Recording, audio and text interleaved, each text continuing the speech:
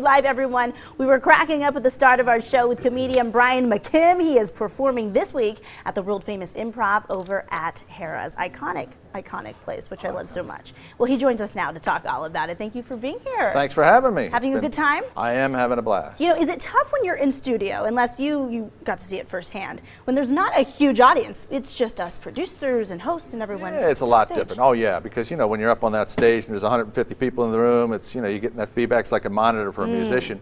When you're in the studio with 5 people or a handful, you just I'm such a pro that I just plow right through. You're such a pro. How many years did you say? 30. 30 years. You asked the 30. question. But the question is, how do you practice? No, there's no practice. Oh, you just go out and do it. No, you got to go up and do it. Improv, That's it. Okay, so how do you figure out the jokes? Yes. After a while you get a pretty good sense. I know you can't tell us the secret. After a while you get a pretty good sense. When you think of it, you say, this is the way I'm going to word it, and then you go on stage, what do you know, it works. Sometimes it doesn't. You got to tweak it here and there. You do it again, you do it again, you do it again. By the 5th time, if it's not working, get rid of it. Yeah, and you've bombed before, I assume. Every good comedian's bombed. Yes. And the filling, is it like, what is that? There's nothing worse. But after a while, you learn to sublimate it or get rid of it and go on to that. Otherwise, how could you ever get up on stage again? Right. It would be impossible. Okay, of those 30 years, how many have you been performing here in Las Vegas as a resident? As a resident? We just moved here 4.5 years ago on Super Bowl Sunday of 2011. And it took us forever to get here because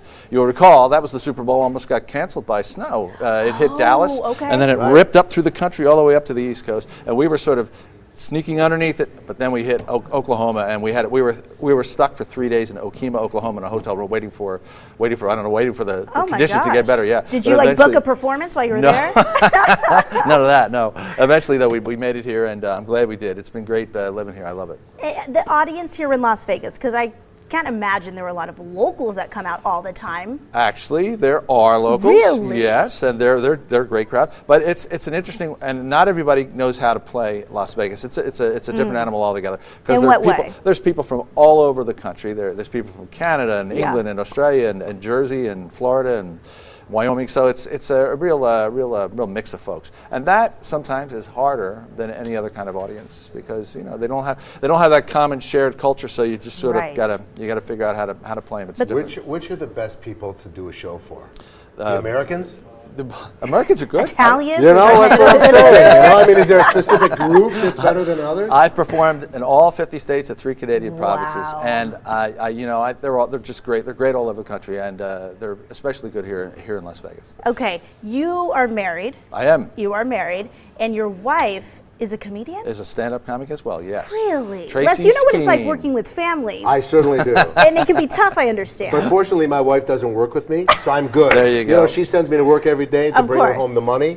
That works perfect in our house. Okay, well, what is it like for you? It's great, actually. I often say, because we go on the road a lot together, the road is tough if you're alone.